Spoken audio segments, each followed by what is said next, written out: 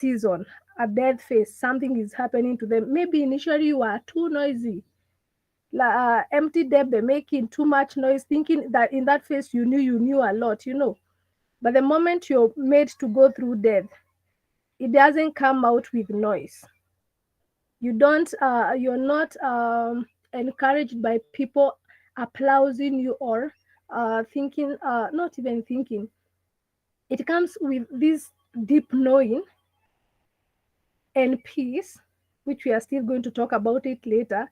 But bottom line is the noisy and the loud person you were before, you become so different.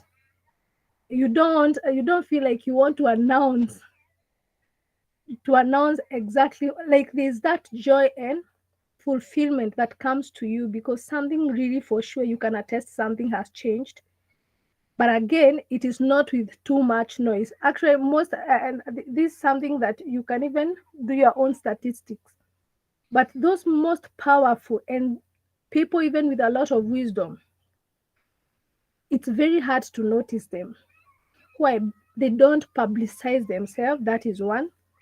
They don't keep announcing themselves. You see, I went through this process and now I got this knowledge. Now I want to teach to everybody. It's not everybody who may take that. So you have to allow each and every person to evolve according to the level in which they are. So any knowledge, any wisdom that you get from all these processes, yes, you need to impart on others, but also the wisdom in it, you will know now the kind how to approach, how to relay what you've learned, to sieve what needs to be sieved, and to give what can be given. So it's not a matter of publicity. Now you need to call a press conference for everybody to know you are in a season of death. Now they need to know that you have resurrected and you are more powerful. No, it doesn't come with such noise. So I think the main thing that I can put it into is what happens to your consciousness is that you begin to see clearly, seen through the divine perspective, not human pain.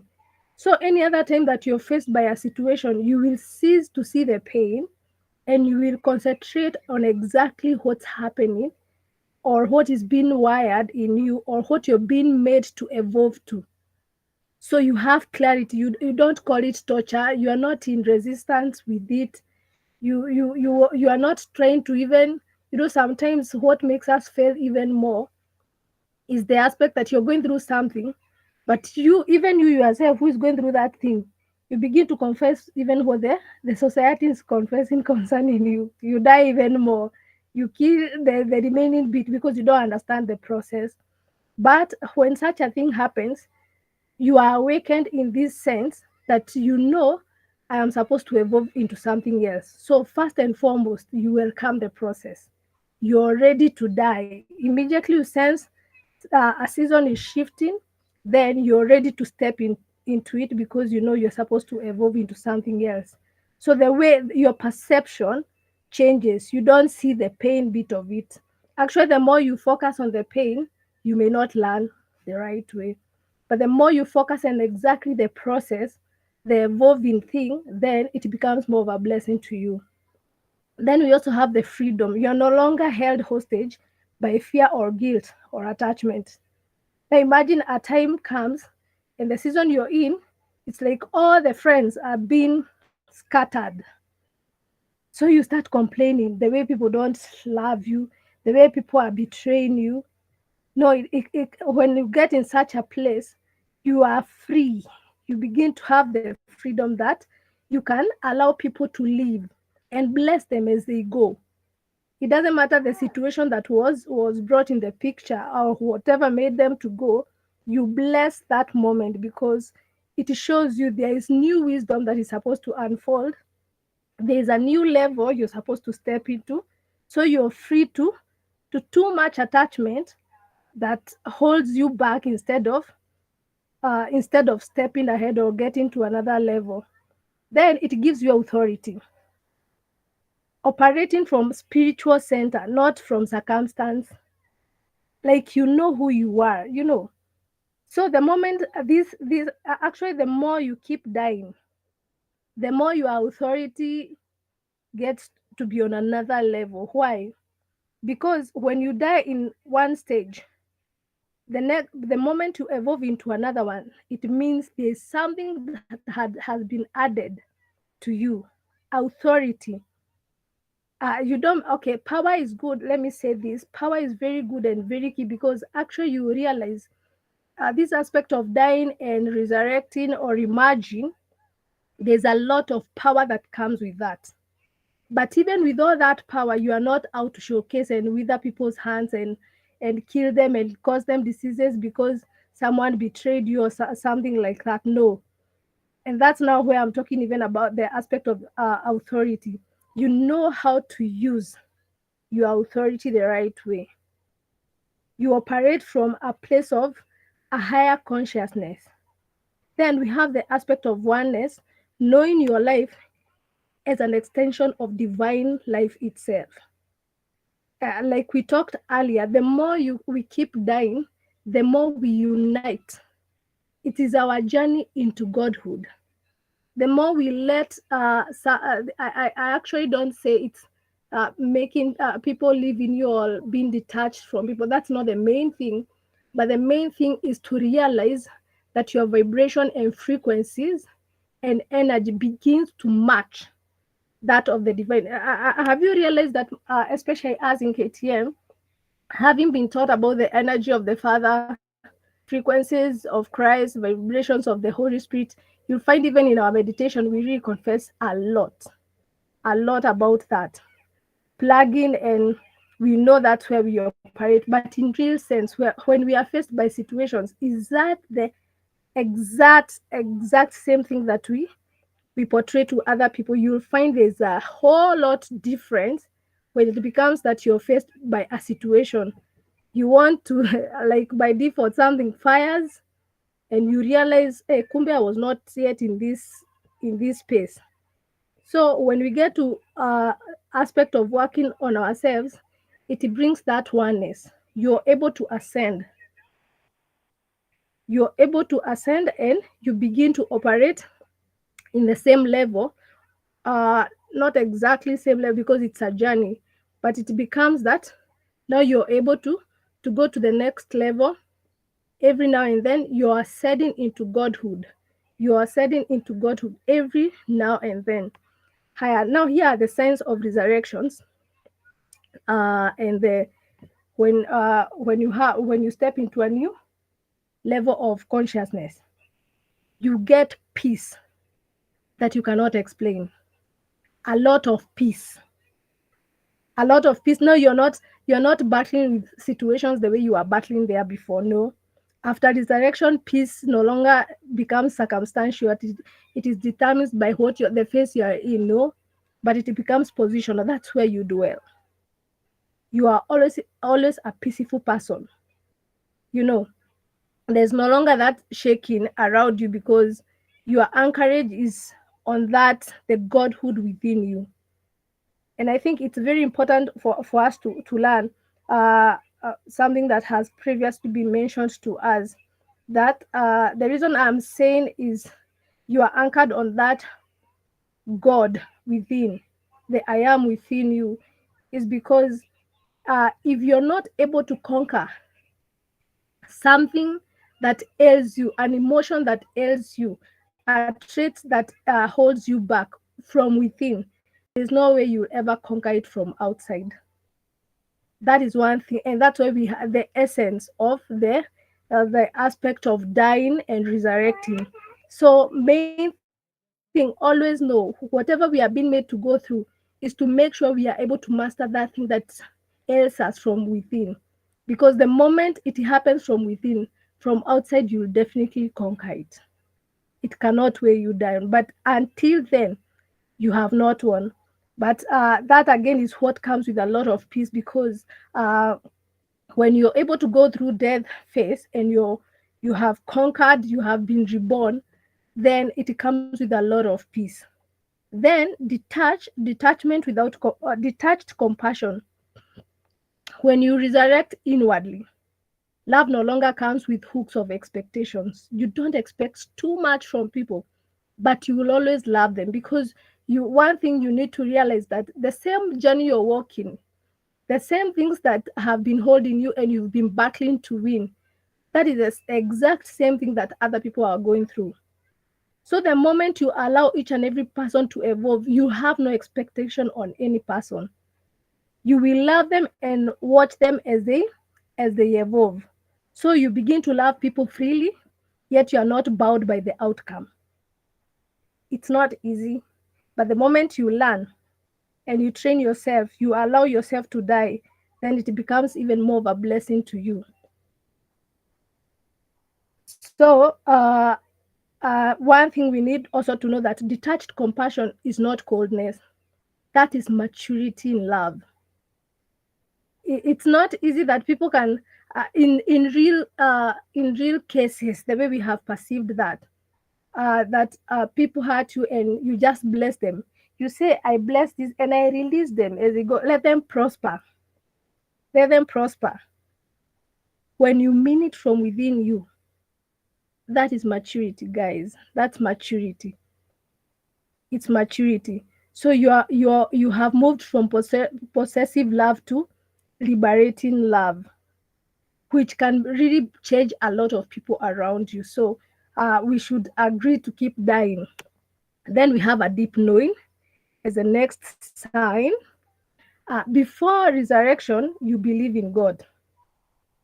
When a situation comes and you don't see the light at the end of the tunnel to start with, the much you can do, you just tell yourself, I am believing in God. But what happens after resurrection? Now, it's not a matter of believing in God, but you know God. It's that knowing. Now you know. You're beginning to understand the ways of God, how God operates. Now, hauko pale tu pa kusema ati the Lord is good, the Lord. You know He's a Father who will train you, and you will go through the process, and you're about to win. You know. So the main thing is the aspect of knowing. So something totally is shifting, and it becomes now a personal journey that you are knowing God through experience, not just theory that we are being told every now and then. God does this. No, now it becomes experiential. It's a journey you're walking with God. You know, so you are through that you're able to understand a lot of things that happen. Then it's key to note that in such a moment when you learn something experiential or through experiences, you stop quoting the truth. When you go through a certain situation, when you come out of it, you emanate with the truth because there are wisdom that were hard welded in you through that process of dying or through that death phase, which is very key. So this aspect of I am quoting like the way, let me still use that example of that.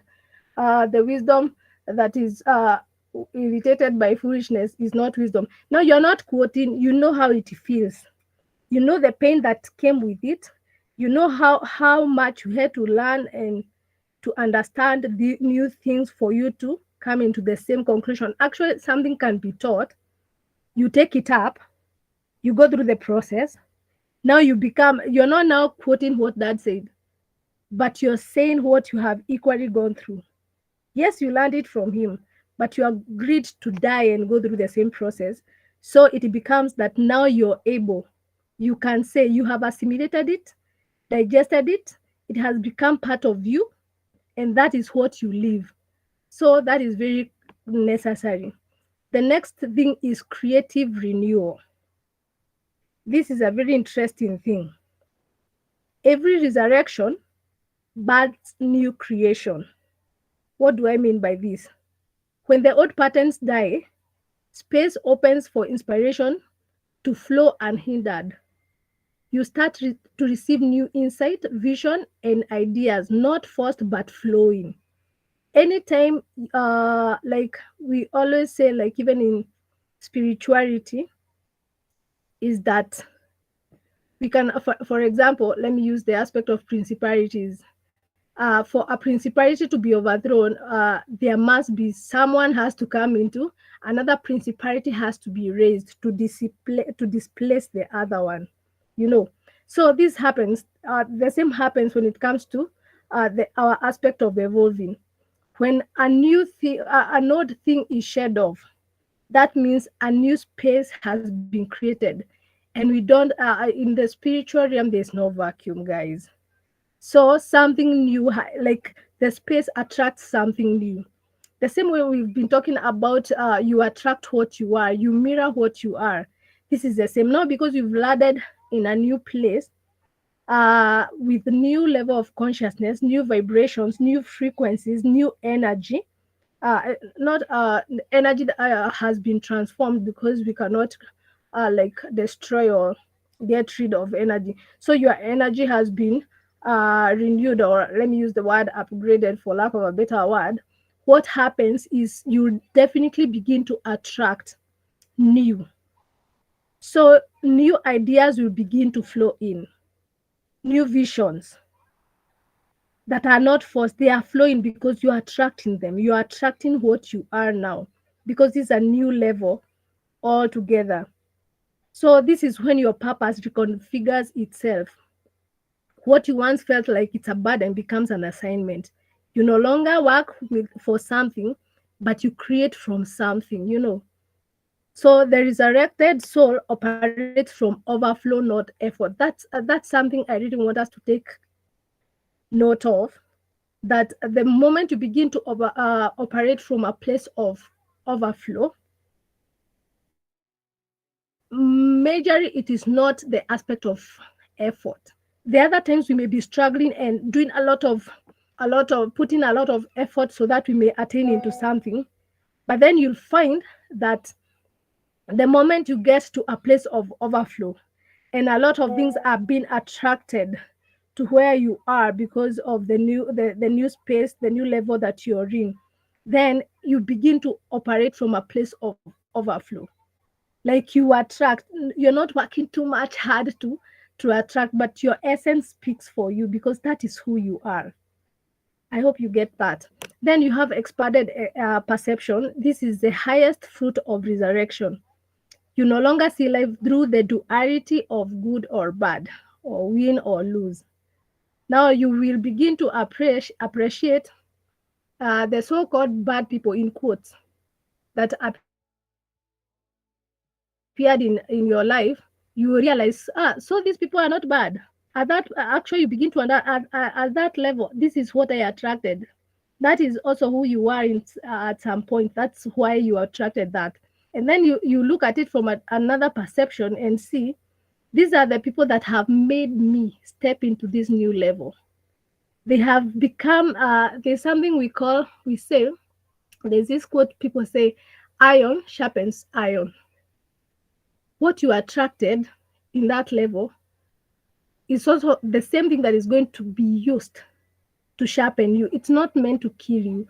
That aspect of sharpening is the aspect of like breaking the cocoon together, of which you don't really have to force the other party.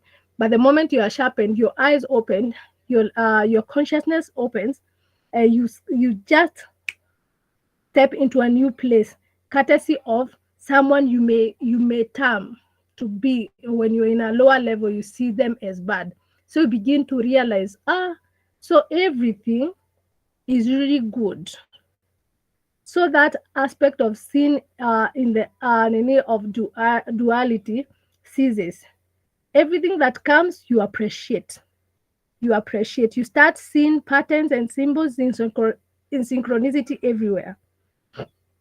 Then you read the language of the spirit daily, in daily life, through nature, people, numbers, dreams. Like everything begins to make sense to you. You have nothing. There's nothing like you at that point. You will say, because I'm using this an example, because this is where I am. Like you start seeing, and that dream was really bad. The moment you realize exactly what it was speaking about, it's giving you some information. Or maybe because often most dreams are as a result of our thought patterns, our consciousness, you begin to know there's something that needs to align in my mind, so that my perception can change and my consciousness can change. So everything reflects back to you, back to you. So that's something that we really need to walk and to step into, so that we are able to to transition to step into the new levels without these complaints that this thing is happening to me. I had this, it doesn't appear like it was a good thing, or no. You begin to appreciate everything, and you begin now. The moment it comes to you, you are out now to seek, to open your eyes and exactly understand what wisdom am I supposed to extract from this, or exactly what am I supposed to evolve into. Now, this is the final part about the revelation that you get by accepting to go through the death process, and now you begin to live beyond the fear of death. That is actually the revelation is that aspect of living beyond the fear of death. Fear of death is not merely about the end of physical life that we've talked about. It is the root of every other humanity that every other person carries. It hides our anxiety. Now, these are the lessons that I think we really need to carry home, so that we don't ever fear again to step into a death phase, thinking that you will not make it to the other side, because the wrong perception about death, it hides in our anxiety about loss, change, failure, and endings. It whispers, what if I don't make it? What if this is the end? Those are some of the things that really entice us and holds us back in our cocoon, and we are not able to, like, to enter the death phase and transact, be molded, and evolve peacefully. So when we have the revelation that this death is coming as a portal or a way to evolve, or this is the aspect or the key to multiplication, then it may I think it can hold us back from seeing exactly what we are made of. So first and foremost is the great realization. The revelation is death is not end of life; it transforms. What dies is form, that old form, but what lives is essence. So you're going to keep being enriched in terms of the essence you carry, your what do we call, your atmosphere, your energy field becomes enriched every now and then, every time that you go through a death phase and come out as a new person. Your essence can easily be felt. You can affect the world. So the more you die, the more you ascend in ranks, because actually the aspect of dying translates that the moment you're resurrecting, you're not resurrecting in the same level that you're in. You are in a different level altogether. So your essence in that level is also very different. You cannot kill consciousness. It simply changes vibrations and continues its journey that we've talked about that aspect of changing of the vibration. You stop operating from a lower vibration and lower frequencies to higher frequencies, that you're beginning to match the God that we confess, I am God. Then when this truth becomes real to you, the grip of fear loses its power. Actually, I've realized that fear is one thing that can really hold you bondage for the longest time, and it can make you never see the light of day, actually. So the moment we begin, this knowledge lads and gets to us, then we become liberated, and we are able to walk through the process, to die, to be reborn, so that our journey we can stop stagnating. Where there is no death, there is a lot of stagnation, but where there is death, there's a lot of evolving and multiplication into new levels. Then we have the freedom it brings. When the fear of death dissolves, you become truly free. You're able to love freely, to create boldly, to speak the truth, because you no longer fear the rejection. You don't fear what people are going to judge. You're speaking from the level you are, the new knowledge that you have acquired. You're teaching from the overflow of who you are. So you become free from so many things, from the illusions of separation and beliefs that some things essential can end. No, you begin to operate from higher frequencies of trust. You stop trying to control outcomes because you realize I can never lose what is truly mine in the spirit. Actually, that aspect of when you realize sometimes when you realize something is knocking your door and it's a death face, you try by all means to thwart, to stop it from coming. But you see, you're just postponing things because it will still come. For now, you may try to postpone it, it is okay, but it will still come. So the best thing is to confront that fear, end it. That is through knowledge, through the wisdoms, and major through the knowledge that you're taught. So the moment this has come to you, what will you do with this knowledge? Don't go put it packing. No, use it. At least just try it with one phase that you're in, because we said these are cycles. One moment you will have to go through the death phase, then the next moment you're resurrecting. That is not the end, because we die on daily basis. So on this daily basis, is it possible you just try to put into practice one? The moment you see the results and understand exactly this is what transpires and this is what happens, and this is the glory that comes with the death phase, then it will become more of a blessing to you, and you're willing to go through the next. Why? Because you know at the end of it all, I'll be a new person. There will be no stagnation in your life. Then there's living as an eternal being. To live beyond the fear of death is to walk this world lightly. You still feel, you still have, you still engage with that detachment and awe. So you're not bound by actually there's something that I've realized that have held us so much. Sometimes is having some of this, I would call them stale knowledge, or knowledge that can no longer service you. Uh, and you find that in such cases, something that you were taught, maybe you had when you're still young, and you still hold it as gospel truth. But what happens when you go through the process of death? You know it yourself, beyond being told. Now it becomes experiential. You understand. Oh, kumbe, this is what people meant. This is what they don't know. You realize the people who are in delusion, but now you begin to walk above that.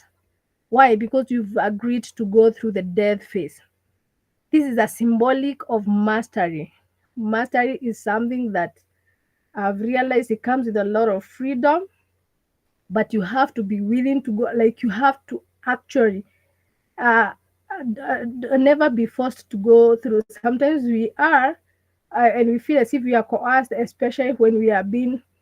Normally, I say, let me use an example as of us having a spiritual cover and father, and he's trying to take us on a journey. He wants us to step. He knows he has already been there in that space, and so he's trying to pull us there. So sometimes we find as if, hey, this thing is becoming too much, and that is not how it's supposed to be, because for him, he already knows this space. If these people step in this space, one, they will start seeing things in a different way. But sometimes we reject that because we look at it and we are like, this thing is like it's never going to work. But why don't you dare step into it? Then you realize I have been wrong all this time. This is someone who has seen already ahead of me. They know how the journey is. They don't teach from the knowledge that they've read from books.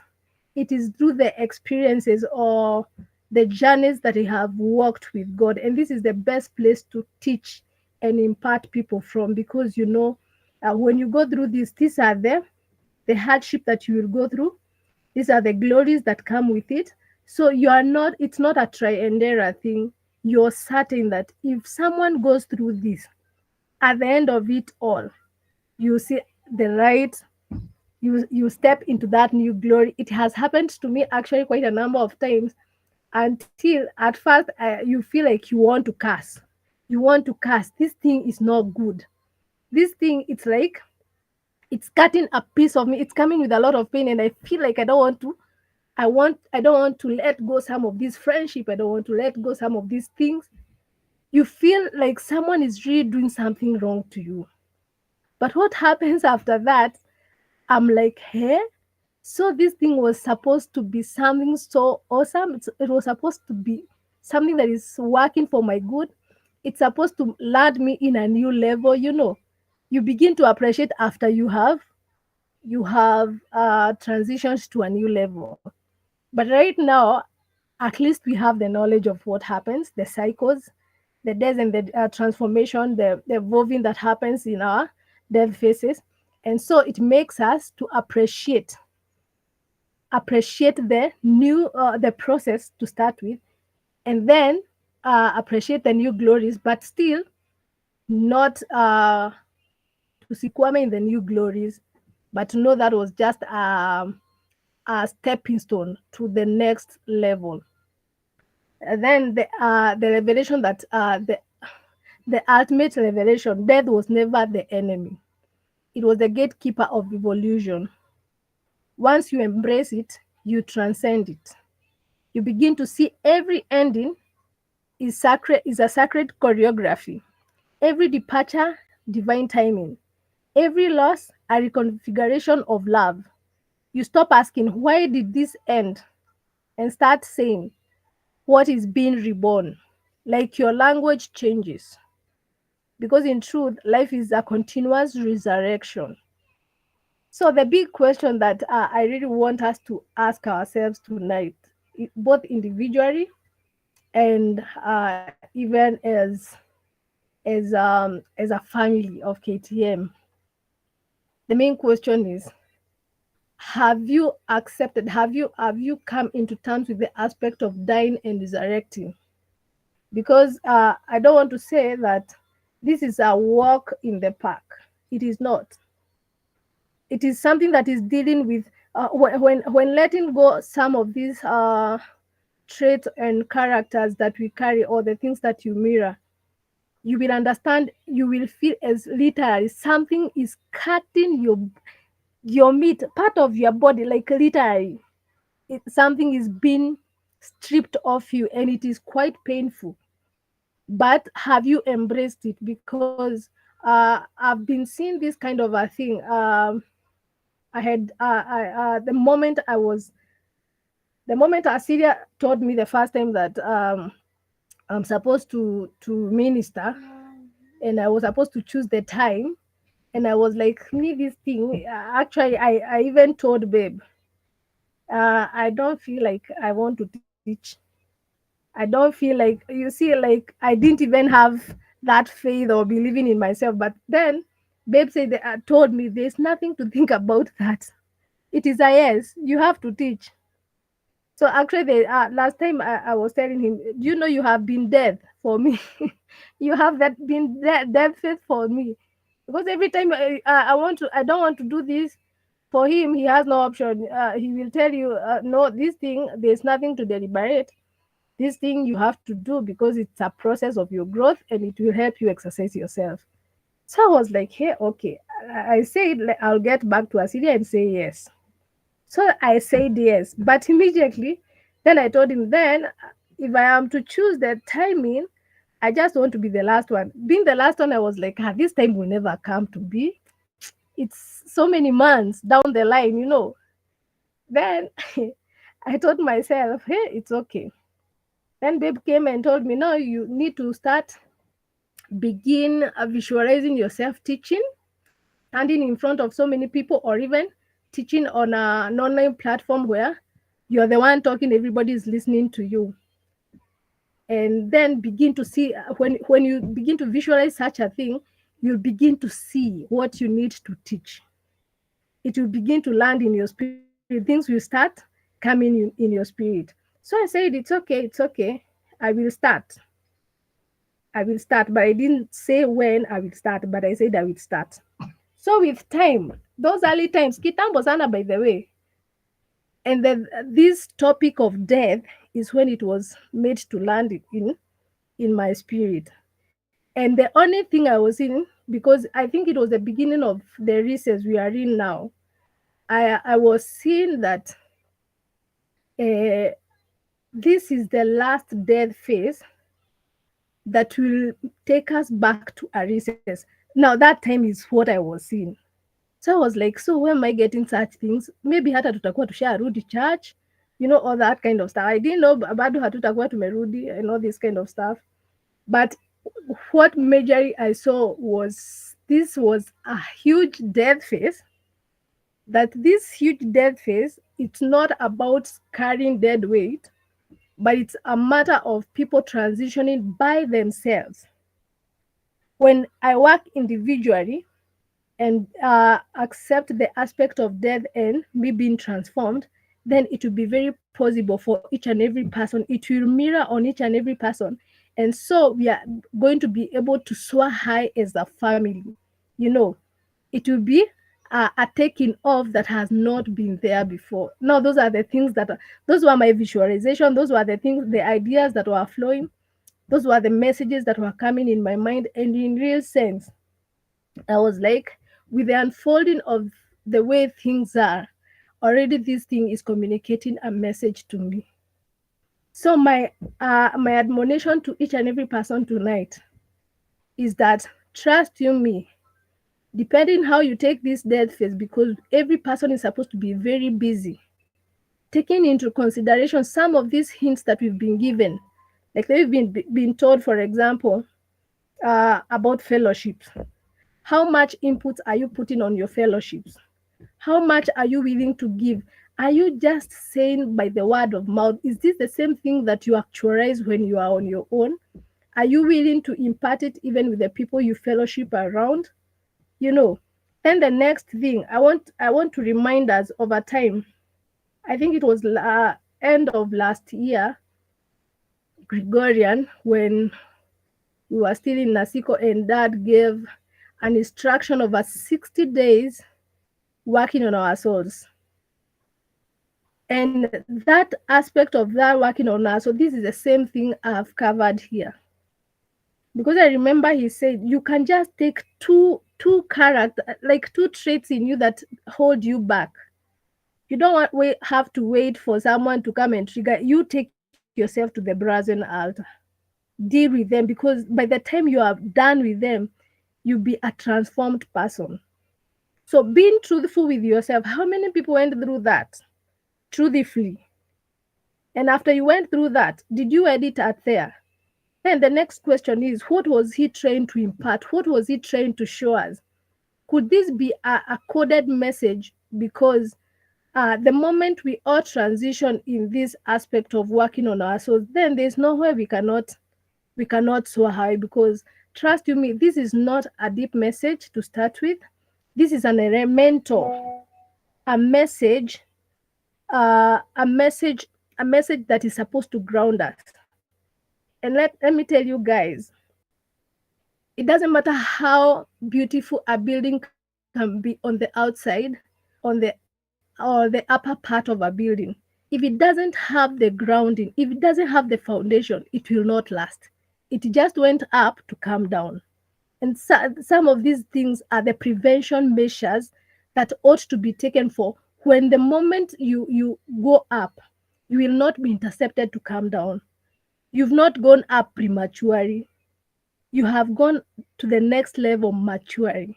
So right now, I don't want to say the best gift per se, because in as much as we may see it as the best gift to even our Father, who has been trying to speak about us working on our souls, because he has really taught about a lot about soul, a lot.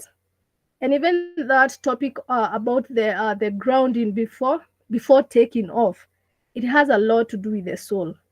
So the best thing that we can do to ourselves, because we are raising as a very strong army, the key thing and the best thing that you can do to yourself right now, the best gift you can give to yourself, is to accept to go through the death phase. That through like the aspect of evolving through death every time. That way you realize all the things that have been besetting us. in one way or the other. Don't say you don't have these Holy Ghost issues, they are there. Hey, Luciferian strats are in each and every person. Everybody is always busy working on themselves. The reason why I would say even our Father tells us to work on ourselves is because this is the same process he's going through and he has seen the light of it. And because he's also trying to take us on a journey, if we all accept to work on our souls, it is now very possible even to go and conquer the world. But if you've not worked on your soul, however much we soar high with all levels or manner of miracles, if we have not worked on us, we will be brought down, and that's the danger of it. Because the intention or the mandate of KTM is not going up to come down, is to go up, going up.